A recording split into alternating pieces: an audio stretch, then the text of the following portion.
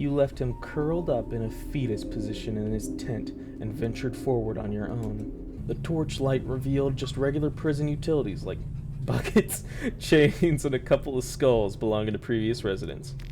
Hey man, that's all a man needs in the world is a bucket, some change, and some skulls. That's all we need. You were surprised by the mercy shown as the crow finished you quickly with just one additional swoop and broke your spine. Hello everybody, I'm the Deli Gamer, and welcome back to Fear and Hunger 2 Termina. If you remember the last one, I just went through and read the first 4 characters' backstories. And we're going to pick right back off with Osa. Now, he's a yellow mage, age 32, and his info. Contrary to other priest belief, yellow mages don't dedicate their lives to worship. Yellow mages use otherworldly powers only to their own benefit and to further their own agenda. Alright, let's get into it.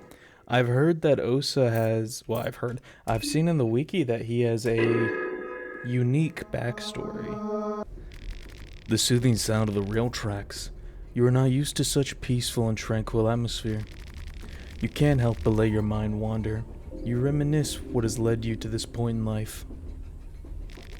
You were born and raised in the raging heats of Abyssonia, the continent with a long history embedded with chaos and warring factions. Those fools.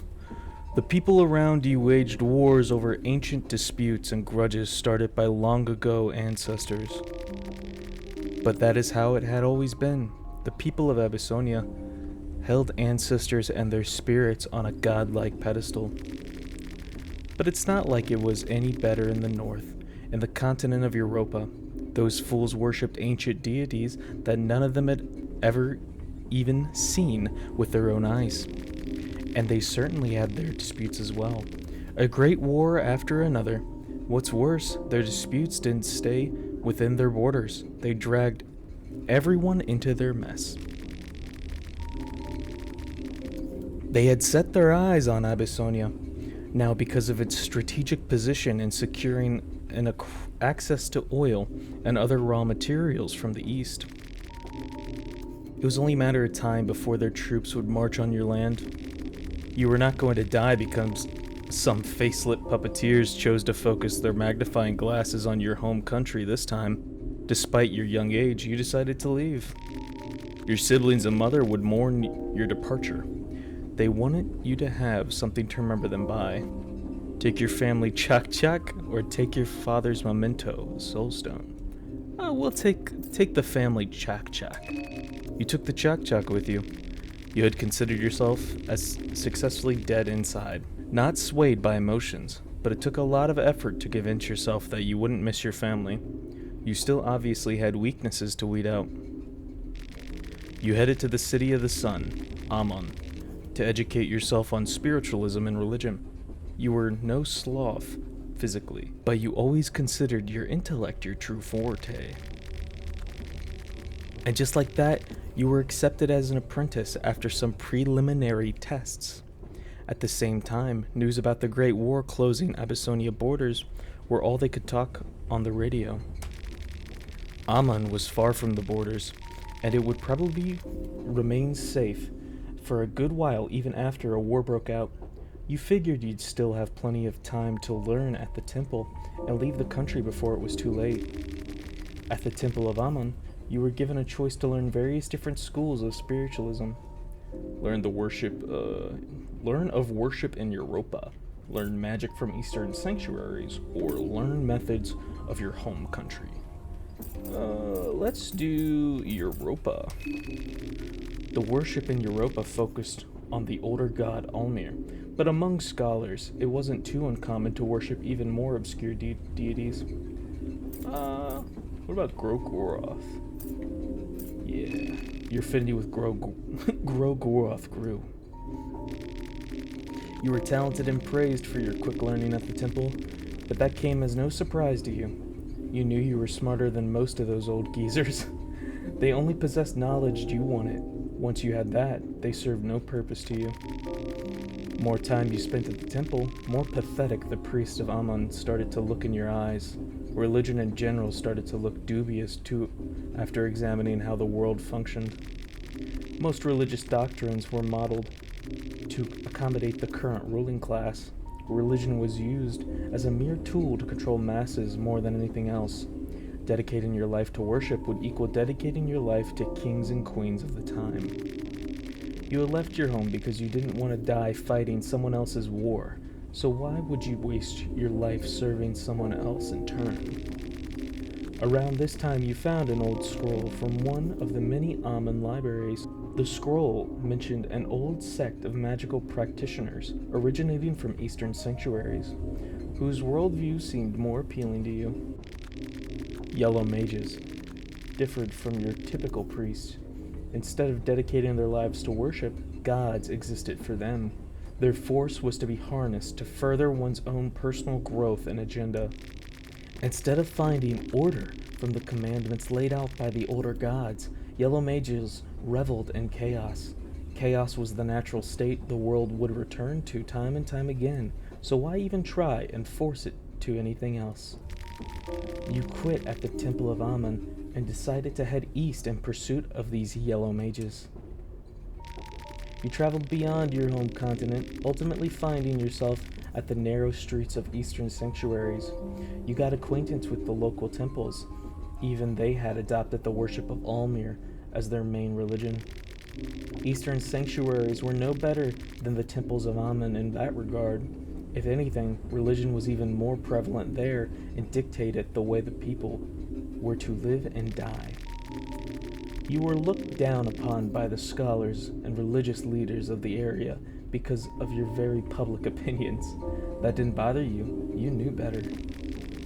In time, your conviction convinced the faces you wanted. You were approached by a group of traveling mages who wore colorful attires. The yellow mages that were still around in this day and age were reduced to small separate groups, wandering around the world to study all fields of the otherworldly. The group saw the potential in you and offered a place among them. You liked what you heard and decided to join the wandering group. What did you specialize in? More advanced magic. You learned herding. Your path of learning and self-growth knew no end. Your travels brought you to a small border town in Eastern sanctuaries. There you met a curious person, Hadil Azif, a self-proclaimed wizard from the Far East. Despite his pretentious appearance, his family name, Azif, was well known and even somewhat feared in certain occult circles, which gave his claims at least some credibility. He was gathering a group of adventurers to accompany him on a perilous quest. He had inherited a map from his late grandfather that was supposed to lead him to the infamous dungeons of FearandHunger itself. The place used to be a noteworthy location of pilgrimage for many aspiring mages and priests in the distant past. The yellow mages you had spent time with previously told ominous tales about the dungeons as well. Initially, you dismissed Azif's talk, only to be haunted by the most brutal nightmares on the following night. Something was calling for you. You had to witness the place for yourself. You joined the motley crew of adventurers Azif had managed to put together and traveled through worn-torn Europa. Most of the crew quit halfway to Rondon because of how difficult it was to cross borders during those chaotic times. The closer to the destination you got, more feverish your dreams became. The remaining members of your ragtag fellowship were visibly sick from stress and otherworldly pressure that had befallen on you the moment you set out on your quest. The breaking point was the day you were to finally arrive at the dungeons. A heavy fog drowned your camp and made navigation impossible. Using a compass did no good, as the thing was just spinning circles wildly. Distant growls and howls created unrest. Not that there were any need for that, as superstition and constant misfortune had already convinced your fellow travelers that this trip was cursed from the start. Your companions panicked and scattered to the mist. Azif himself had been sick from constant nightmares for half the trip already. You left him curled up in a fetus position in his tent and ventured forward on your own. After walking for a while, you start to make out something behind the thick white veil. The mist revealed structures of some kind. You got to a set of old ruins, where they looked more like a measly pile of rubble now. If it wasn't for the dreadful aura emanating from deep within, you couldn't tell there was anything remarkable about this place whatsoever. Near the main entrance arc, there was a makeshift archaeological site with tents and digging equipment. The site looked abandoned. On the other side, there was a side entrance to the dungeons with stairs leading down to the darkness below. Examine the tents. The archaeological site seemed relatively new, maybe a couple years old at tops. There were no signs of people. Whoever had set it up had long abandoned the place too. All the documents and reports were written in Bremen, so you couldn't tell what exactly these people were looking for. This might have been just a regular archaeological excursion that stumbled into their This might have been just a regular archaeological excursion that stumbled into their certain doom unknowingly. If these truly were the dungeons of fear and hunger, then even in their current state, they would surely swallow up unprepared tourist whole. Near the main entrance arc, there was a makeshift archaeological site with the tent digging equipment. The site looked abandoned. Do we want to head through the main entrance or the side? In the first game, I head through the side, I believe, first. Or maybe I headed through the main entrance first. I can't remember. I think I did the side. Cautiously, you walked down the slippery stairs only to find a cave-in. The hallway had totally collapsed, and there seemed to be no way around it. Buried under the rubble, there was an old skeleton and a medieval leather armor crushed under a ton of rocks. You didn't want to suffer the same fate with the skeleton, so you returned back. Well, I guess we gotta go through the main entrance. The moment you stepped inside the dungeon walls, you felt immense otherworldly pressure. You understood that the place would drain any normal person to the brink of madness and starvation in a matter of mere hours. You had to be efficient about this. Even if the day was still bright, the darkness seemed to suffocate all light, and you could barely see anything ahead of you. You lit up a torch. You stood at the vestibule of the dungeon. To your left, you saw a doorway leading to what seemed like a kitchen. There was a small room with old wooden furniture in front of you. To your right, there was a closed door. Let's check out the kitchen. The room had small stools around a large wooden table covered in cobwebs and old stains. At the end of the room, there were old cupboards and kitchen utilities that had collapsed on the ground. The other corner had a row of wooden barrels. Check the cupboards. You found old wheat flour that still seemed good. Suddenly, you heard a loud banging and screeching coming from the entrance hall. Adrenaline was rushing through you as you ran back to see just what was causing that noise. The closed door was jolting from its hinges. Something big was trying to force its way through the door. Whatever it was, it created inhumane guttural sounds between its swings at the door. Maybe hide in the kitchen? You quickly waltzed inside the kitchen and pressed against the corner where you thought you could stay hidden. While still seeing what you were up against, the door crashed open.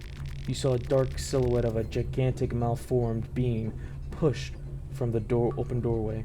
The creature made gurgling noises as it slowly wandered to the other room. You used the chance to sneak past the thing to the dark corridor where it first came from. Only the creature had clearly gotten used to the darkness as it sensed you the moment you got out of your hiding spot. You charged the unknown darkness without a second's thought. You ran as fast as you could, creating distance to the malformed beast with each step. You couldn't see much in the darkness, but a door frame that had light shining through its cracks caught your attention. You tackled the door open and stumbled to an overgrown courtyard. Quickly glancing back at the dark corridor, you noticed that the beast was nowhere to be seen. You figured that the last rays of the setting sun still kept it at bay. You took a breather and slowly walked across the yard. The grass had taken a sickly yellowish color, and the setting sun created ominous shadows as its rays hit the lone gallows standing at the center of the enclosure. As you managed to focus your thoughts, you realized that there was an additional voice echoing in your head. Something, or someone, was calling you from the depths of this forsaken fortress. There was something very curious about this echo. You needed to find its source.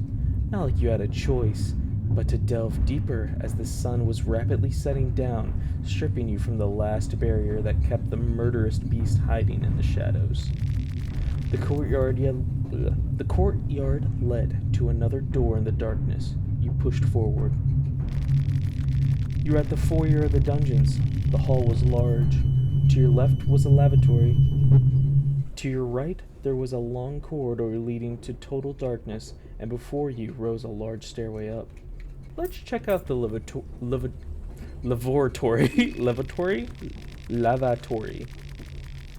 Your torch lit up a row of grimly old toilet seatings. Old blood stains were mixed with what looked like semen. You wondered how and why you knew such an exquisite little detail. We can jump down the toilet hall, just like in the first game. Investigate the toilet. There was nothing much to the toilet holes. They were just what one would expect them to be. You torch the... Okay. Oh, whoops. Let's not jump down it. I don't want to have to redo this. Let's see. Let's check out the dark corridor. Your torch slowly pushed away the darkness as you advanced towards the unknown. The further you got, the stronger the echo inside your head became. You couldn't make out words clearly, but this was definitely the right direction to head. A larger room opened up behind a set of rusty iron bars. Your torch revealed human-like figures that stood still just beyond the radius of the light. Upon closer inspection, you noticed that these figures were medieval iron maidens, human-shaped torture devices that had seen practical use, judging from the old stains that had formed from the seeping blood of their victims. The room had numerous other torture devices as well. Most of them would probably be inoperative in this day and age.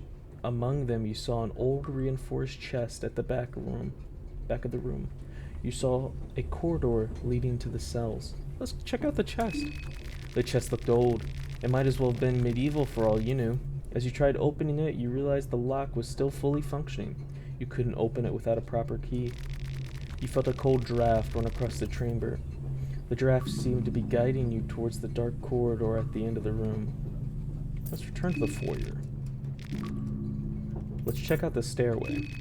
The wide stairway led to an old Alamiran sacrificial altar with a skeleton crucified to it. Next to the altar, there was a side path leading deeper inside the fortress. Examine the altar. The altar was a typical ritual crucifix used to worship Almir, the Ascended One. A sacrifice would be put on the cross, and their blood would slowly be drained for days to come. Traditionally, such rituals were used for protection. Almir would look after the immediate surroundings for as long as the blood was running down the cross. The last sacrifice this cross saw must have been this skeleton. There was no blood dripping from the cross anymore, so no protection from Almir either. Check the side path. The path was a narrow corridor crudely made from misshapen bricks and stones. It looked like the floor had collapsed at certain points, but you were able to hop over the trench with ease. A large room opened up before you. The room stood out with its finer decor, spiral floor tiling, and its many bookcases covering the walls. The south end corner of the room had a small doorway shrouded in darkness. The north end corner was more dilapidated, with its caved-in ceiling and all. Search the bookshelves. Most of the books were still left had been growing mold for hundreds of years, but there were a handful of manuscripts that appeared surprisingly new. We'll take the Grogoroth Bible since we already learned a little Grogoroth. You got Skin Bible Grogoroth. The manuscripts all seem to be part of a bigger compilation, and you would have loved to have all of them with you, but you had a job to do, and you couldn't burden yourself with too much extra luggage. A large room opened up before you. Okay. Let's return to the foyer. Let's go back to the way we came. Check the corridor. You walked past all the contraptions and bizarre devices, each step sticking to the old blood covering the floor. The corridor that opened up was a long one with multiple cell doors covering each side. At the end, there were large bars sealing off a staircase. Only a rusty old lock stood in your way towards the deeper darkness. Check the gate, or check the cell doors. All the doors were locked. Your torch barely lit any of the cells, so there was no telling what was inside of them. The corridor open on? Okay. Check the gate at the end of the corridor. Despite being ancient, the lock seemed surprisingly durable. You figured that you needed a key or something similar to open the pathway down. Okay, so we need to go push on from the other way. Alright, go back down the stairway. Check out the side path. Alright, now let's go down through the doorway. Your torch slowly lit up a small room and revealed a wooden desk with drawers, a carpet that was from Eastern sanctuaries, judging by its patterns, and a partially eaten corpse that seemed to be part of the archaeological expedition. Search the body. The corpse belonged to one of the adventurers who had delved here with the archaeological expedition. That's what his outfit told, at least.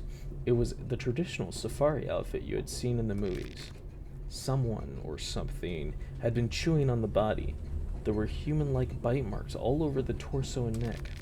You found tobacco, blue vial, and prison keys after searching his pockets. Faint whining and moaning could be heard from the partially eaten archaeologist. The corpse had trouble getting back on its feet, but after a small stumble, he already turned his attention to you. Slowly, one step at a time, the ghoul approached you with its mouth stretched unnaturally open. Cast hurting on it. Oh god. Let's see. You finished your chant and focused all your hatred and fury on a concentrated spot on the ghoul's soft torso. Like a vortex, the energy tore the archaeologist's skin and rotten meat and left a gaping hole in their place. To your surprise, the ghoul kept advancing towards you as if nothing had happened. You never faced a living dead before, and it seemed like traditional means of harm had very little impact on someone who felt no fear or pain. You backed away from the room, yet the ghoul kept on following you. You cautiously hopped over the collapsed corridor leading to the library. The creature was not as agile, and instead face-planted on the ground as it tripped on the rubble. The ghoul was waist-deep in the trench, unable to climb back up.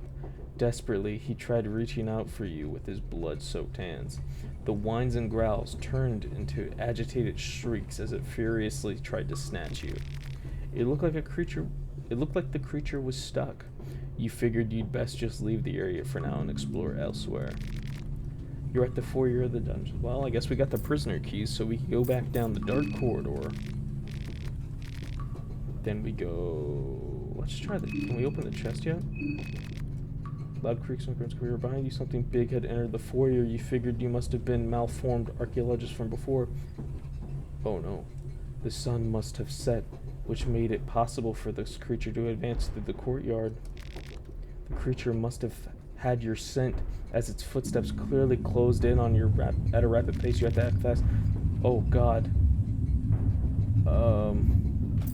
Check. Oh god. Do we have... well, we have the prison keys, maybe?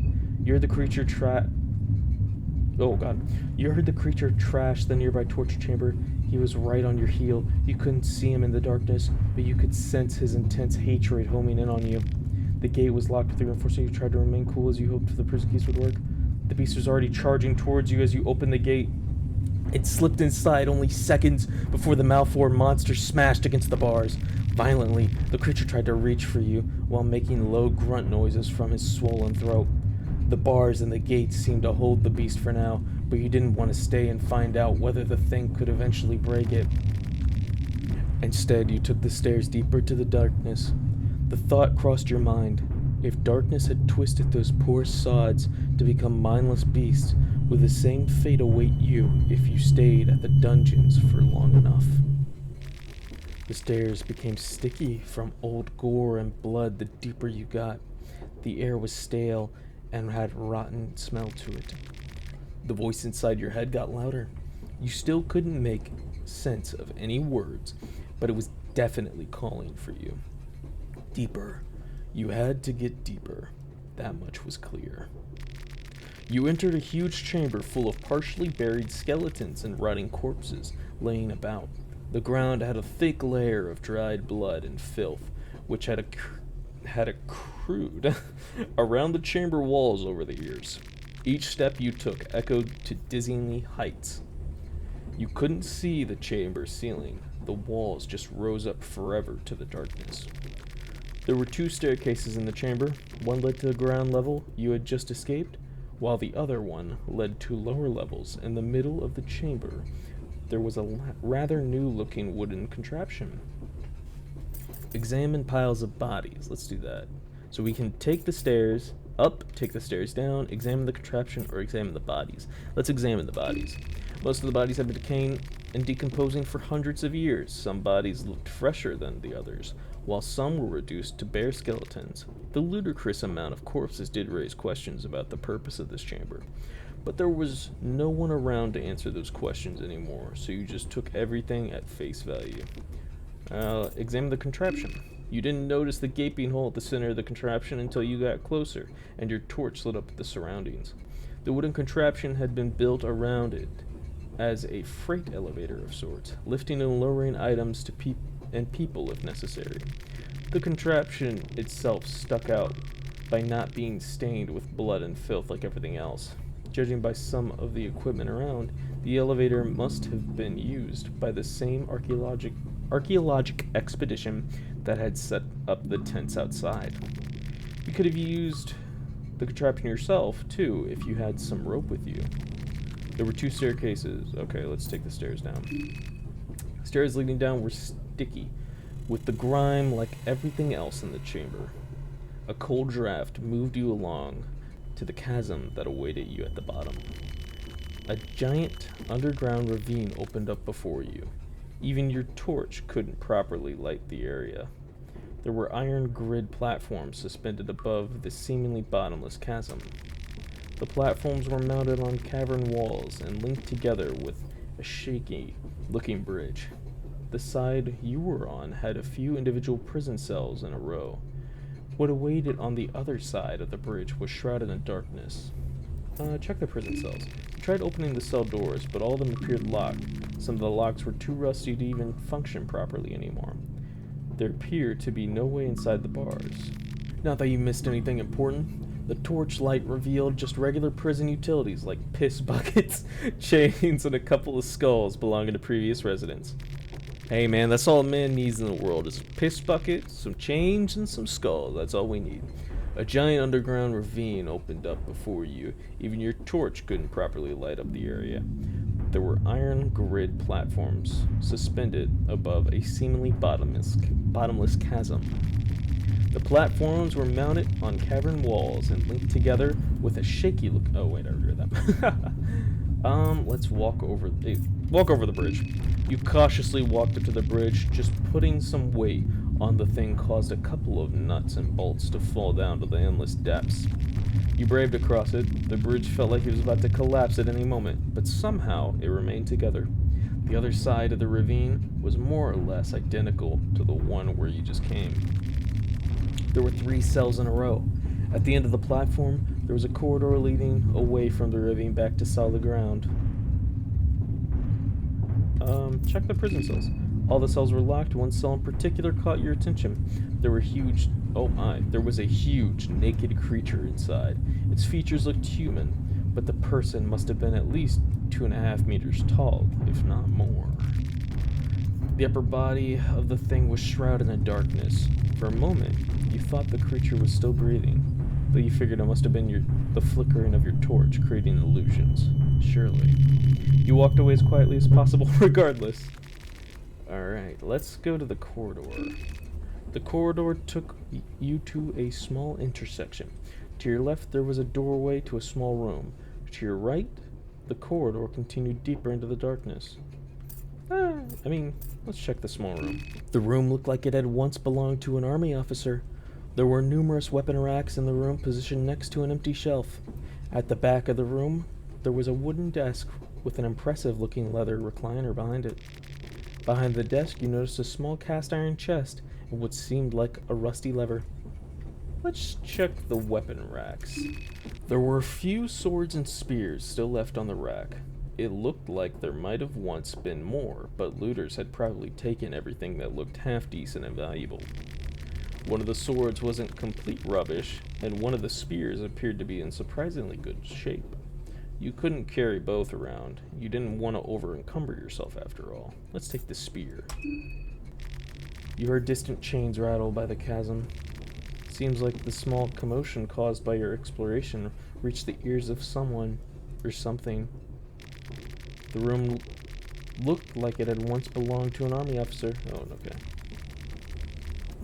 Oh, no. Check the window desk.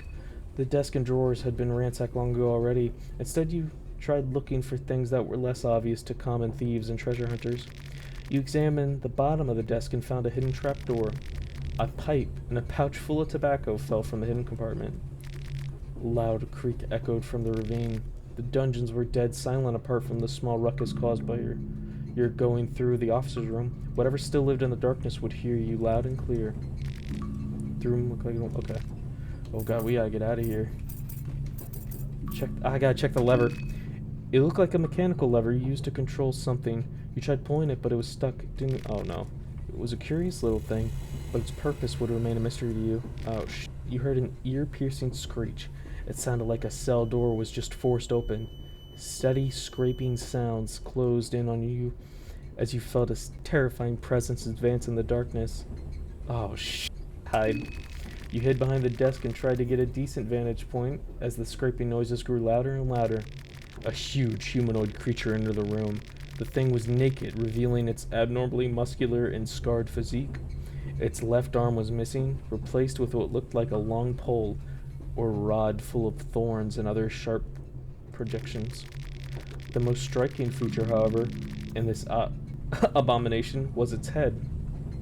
The thing had a head of a crow. Oh no. And it was not just a mask. The feathers were growing down its neck too. Oh no. Its empty, glaring eyes seemed to stare right through you from the darkness of the doorway. The crow gave a loud caw that was mixed with a deep, resonating growl of an anguished man.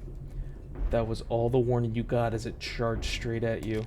The creature swung furiously at you with its left mauler arm. Attack with your iron spear should we try to defend? Try to defend. You tried desperately to defend yourself against the mauling arm, but it was in vain. The swinging arm had a terrifying force behind it, and you got crushed against the floor, almost losing your consciousness. The creature knew perfectly well how to utilize the dreadful weapon, as its thorns and spikes scraped the skin of your back. You were surprised by the mercy shown as the crow finished you quickly with just one additional swoop and broke your spine. Looks like your journey ended before... Well, that sucks. Oh my god. Alright. What we're gonna do is we're gonna take the spear and then we're gonna leave. Because, I don't know, I think I just stayed too long in this room. Let's return to the corridor. And then let's head deeper to the darkness. Your torch pushed away the darkness. The dancing light flickered on a lone skeleton chained on the wall. The corridor circled back to the great chasm and its suspended platforms. The grid iron bridge connecting the two sides had completely collapsed on this end of the ravine. You noticed a rope tied on the platform. On the other end of the rope, you saw a corpse belonging to the archaeological expedition. This person had apparently hanged himself. The horrors of the dungeons must have been too much for him. Lift up the corpse. You pull the corpse up. You're right in your assessment. The person had modern clothing that looked like of a stereotypical Western archaeologist. The person had nothing of value. You did pick up the rope, though. The gridiron bridge. Okay, yeah. Can I examine the corpse? Probably not. Yeah. You checked all the pockets but found nothing of value. Okay. Examine the ravine. You saw faint shapes in the darkness. The platform seemed to continue on the other side. God knows how large. Whoops. Hold on, let's examine that again. God knows how large this man-made area really was. Head back. Your footsteps were the only thing echoing in the air apart from the occasional water droplet heard in the distance as you headed back. There's a doorway to a small room to your right, and in front of you was the vast open area with all the cells, the prison area. Go to the small door. You were standing on a gridiron platform that was suspended above the dark ravine that opened up below you. The bridge that had linked the platform to the other side had collapsed entirely. The side you were on had a few individual prison cells in a row, and a stairway back up where you initially came from. Check the bridge remains. You walked to the bridge remains and looked down. The chasm was deep, very deep. The creature couldn't have survived the fall. That's what you kept saying to yourself anyway. You were standing on the gridiron. Okay, yeah. So I guess the crow guy collapsed the bridge. Return to the upper floor of the chamber. We can use that elevator thing now that we got some rope. As you walked back up, you once again heard the echo inside your head. This time you could almost understand some words. Deeper. You must delve deeper. The correct path must have been somewhere at the bloody chamber. There were two staircases in the chamber. One had led to the ground level you had just escaped, and the other one led to the lower levels. In the middle of the chamber, there was a rather new-looking wooden contraption. Let's go. You didn't notice the gate being... Oh, yeah, I read that. You could use the contraption yourself, too, if you had some rope with you. Use rope. You tied the rope tightly to the wooden beams and threw the loose end down to the pit. A cold draft could be felt coming from the depths below. You headed down. You climbed down the claustrophobic bloody pit. The pit opened up, and the area that had revealed itself was even more open than the ravine upstairs. There was a huge cavern beneath the fortress ruins. The rope ended up on top of a crashed wreckage, an iron cage that had crashed on the rocky ground from the pit you came from. A closer inspection suggested that it was an elevator of some kind. Needless to say, it wasn't functional anymore. You stood on solid ground next to the wreckage. The cavern was huge. Your torchlight left you standing in the middle of darkness, with no points of interest apart from a makeshift campsite with a couple of tents and some archaeological equipment. Examine the elevator wreckage. The iron frame of the elevator had bent from the fall. There was still a broken chain hanging on the roof. The chain must have lifted and lowered the elevator when necessary, back when the elevator was still functioning. Check the campsites. As you walked up to the tents, you noticed that there were no signs of life there. The archaeological crew was gone. The campsite had a couple of tents side by side, open crates full of digging equipment, and makeshift table full of various documents scattered around. Behind the camp, you found a larger digging site. Check out the documents. The documents were written in Bremen, so you couldn't make any sense of them really. There were some very official-looking papers among them, which suggested that the expedition orders came from someone high up in Bremen office, maybe even from the Kaiser himself. A report documented each item found at the digging site. There were pictures of said items, etched on paper.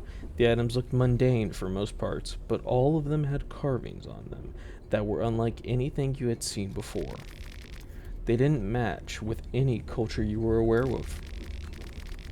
I was like slurring my words there. One document caught your interest especially.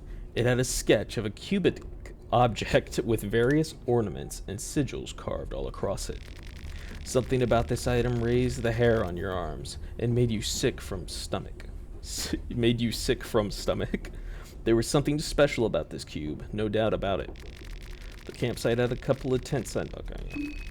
You turned around and decided to check up on the wreckage once again. Whoops. Let's just head to the darkness. You started walking to the darkness with your torch working as the only light source. As you walked away from the wreckage, the voice echoing inside your head became more distant. The further you got, the more aggravated it got too. Whatever was the source of these voices, it obviously didn't want you to go this way. Go back to the wreckage. You decide to turn back before getting lost in the darkness. Check the campsite. Okay, maybe over here then. Go to the digging site though. Oh, let's check the tents. The first tent had sleeping bags and clothing scattered about. Among the useless junk, you managed to find 5 matches. The second tent was mostly the same story, except there's a collection of archaeological findings on the table. After your initial excitement, you noticed, however, that those findings were only run-of-the-mill artifacts, pieces of broken vases, and other trinkets of no use. Among the junk, you picked up an ornament lantern. Alright, let's go to the digging site. The digging site was bigger than how it looked initially. The site expanded to nearby cliffs with wooden platforms leading down to a dark chasm. Go down the wooden platforms. You descended down to the dark depths. The echo inside your head returned once again. Misguided soul, can't you hear my call? The words were clear this time around. Good. Finally. The voice became even more clear. The archaeological crew had been digging deep and revealed something that should have stayed hidden. Ancient structures could clearly be seen protruding from the rocky surface. The structures looked almost like remains of a city from another time. The wooden platforms took you straight to them, and a ladder was set to lead you inside what looked like a temple or some other place of worship. You climbed in. Most of the temple was dilapidated by this time, but you could still spot some murals on the walls that depicted rituals and gods not known in this day and age. Even if you only witnessed glimpses of something larger, the scale of the building already impressed you. It was unlike anything you had ever seen. Eastern sanctuaries, the city of Ammon, Abyssonia, they all paled in comparison. The voice inside your head was getting loud. This way, this way, this way, this way, this way, this way, this way. Oh my god. You dug the rubble with your bare hands. You turned over wooden structures and pushed away a stone pillar. And there it was, the source of the voice. A burnt and withered head, a severed head to be more precise. The head had deep lines running across it, and the place of its eyes were dark and empty sockets. The only hair on its head was the sparse mustache under its big nose. I wasn't expecting a worm like you weaseling its way this deep to the dungeon, but I'll take what I can get. All earthworms do, after all, is dig. Your garments. Maybe you do have more than a camel's spunk in place of your brains. You are a yellow mage, are you not? You confirmed the suspicions of the beheaded oddity. Figures. That's why a measling maggot like yourself could hear my call. Very well. Kneel before me, for I am your master, Nasara, the doom and terror of the modern man. That name, Nasara, that was a name you were not expecting to hear. It was a name even the yellow mages only talked about in the darkest hours of the night. Nasara, the harbinger of the burning crusade. Nasara, the bringer of torment. Nasara, the doom and terror of the modern man. The great wizard from the eastern sanctuaries went by many names.